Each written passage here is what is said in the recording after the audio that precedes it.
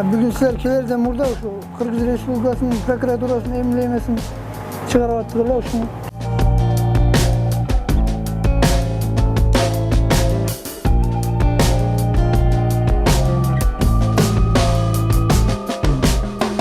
Misal bundan okşaganlarga işine vid beriş üçün ança bunday kreski işletiriz.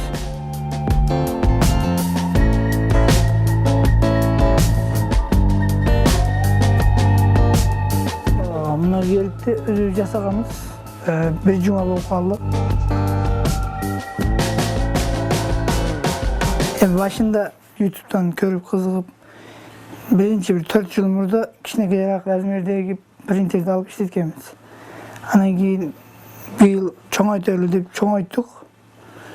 3-4 yıldan beri souvenir menen alektenebиз. Эми Арсланов туризмдик зона болгондуктан ошого элдерге мындай Арслановтан эстелик боло тургандай нерселерди чыгарып магазиндерге өткөрүшкө аракет кылып атабыз. Буларды Corel программага жайгаштырып, бул принтерге задание берсек чыгарат, анан чогултуп туруп, мындай кылып бул телефон подставка.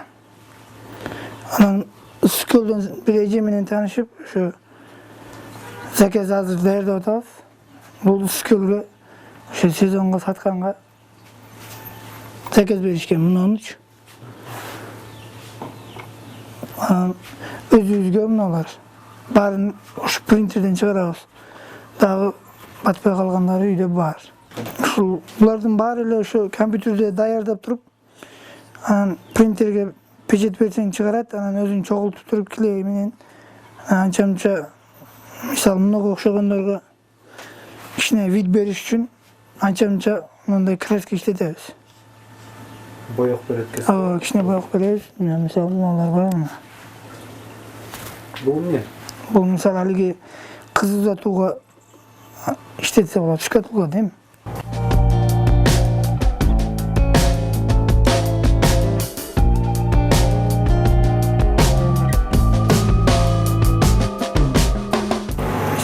Bugün sizler kelerden burada Kırgız Respublikasının prokuraturasının emniyemesini çıkarıp attılar şunu işte göreceğim.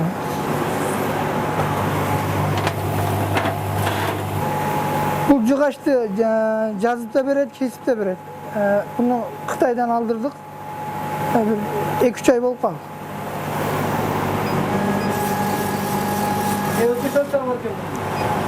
Bunun özgürçülüktері кыла турган иштери өтө көп. Ал өзүңүн фантазияңа карап кетер. Эми мурда кылгандай зымды коюп алып, мындай ручной кесип эле да.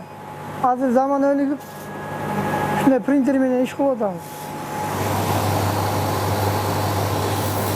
Мына уже бул кесип койду. Мына эми азыр nereye koyup durup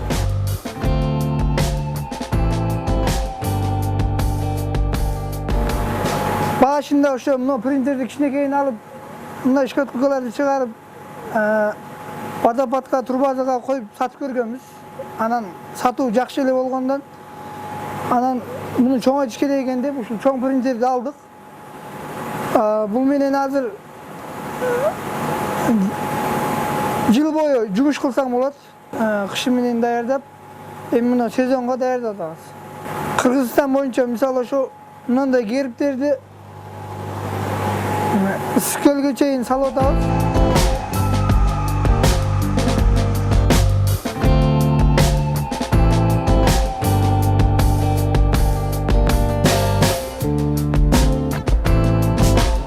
Исламбек 3-класстан эле компьютерге кызыгып баштаган. Анан кийин факультативный кружокторго катышып туруп терең үйрөнгөн да. Анан ошо жаш кезинен эле лазерный аппарат алып иштетип, ичине опыт ашкан сайын азыр чоңураак көлөмдө чыгара турган жаңы лазерный станок аппарат алдырды. Азыр буну менен этно стилдеги заманбап сувенирлерди жасайт, Анан WhatsApp'tan группа ачып алган, Instagram'dan заказдар түшөт. Буягы Ысык-Көлгө чейин биздин өзүбүздүн облус аймагында заказ кылгандарга Бишкекке чейин жөнөтүп турат.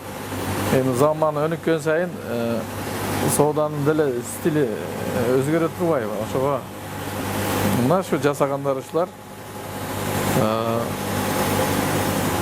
өзгөрүүсү бар да, мындай айтканда. Изденүү деген бар.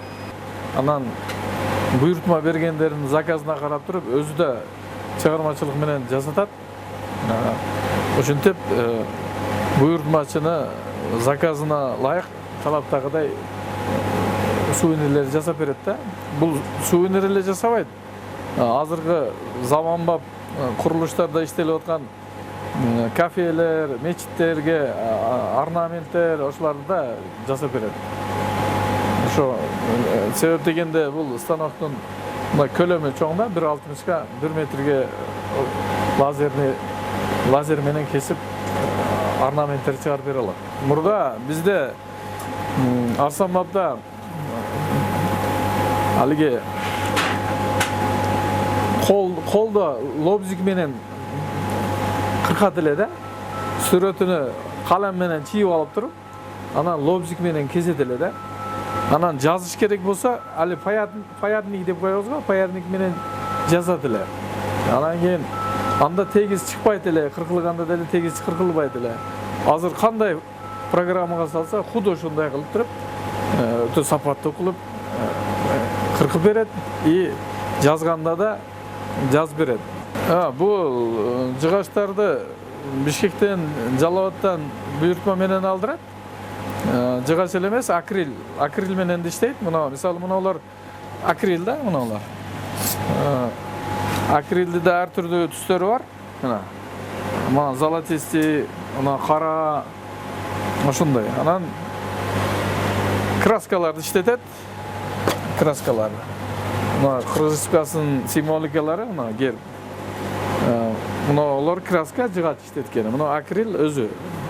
Азыр мына пленкаларды алып койгондон кийин да көрүнүшү жакшынакай болуп калат. Эч ким үйрөткөн жок, өзү эле кызыгып туруп, үйрөнүп, анан кийин ошо станок саткандардан түшүнбөгөн жерлерин телефон аркылуу сурап үйрөнүп алды. Күн өткөн сайын тажрыйба артып атат да. Арсанбапта Арс Уста деген коомдук бирикме түзүлгөн. Алар өздөрүнүн логотипин иштеп чыгып туруп, анан патент алган. Ислам деле ошо Арс Устанын коомдук бирикменин өзүнүн бир мүчөсү болуп эсептелет. Булардын командасындагы усталар сезонго чейин даярдык иштерин көрүп баштайт. Майдын аягынан баштап ошо сентябрга чейин буйртмачыларды оюдагыдай сувенир жасаганга аракет кылышат. Ысык-Көлгө, бир чет өлкөгө же бир ошо шаарларга барсак, ошо этностилдеги ошо Ысык-Көлгө тиешелүү же бир айтайлы Жалал-Абадка тиешелүү орнаменттери менен сувенирлер жасалганды көрчү элек да. Өзбекстанга барсаң деле этностилдегилер бар эле. Биз ойлойт элек, ушу бизде да ушундай болсо жакшы болот эле деп. Азыркы шартта ошондой этностилдеги именно Арсанбапты реклама кылган сувенирлерди жасаганга мүмкүнчүлүк бар. Азыр ошону балдар жасашат, усталар. Биз ошону менен туристтерди тарта алабыз. Туристтер сөзсүз түрдө берге эс алганы келгендер сувенирлерди эстеликке алышат, тааныштарына, өздөрүнө дегендей.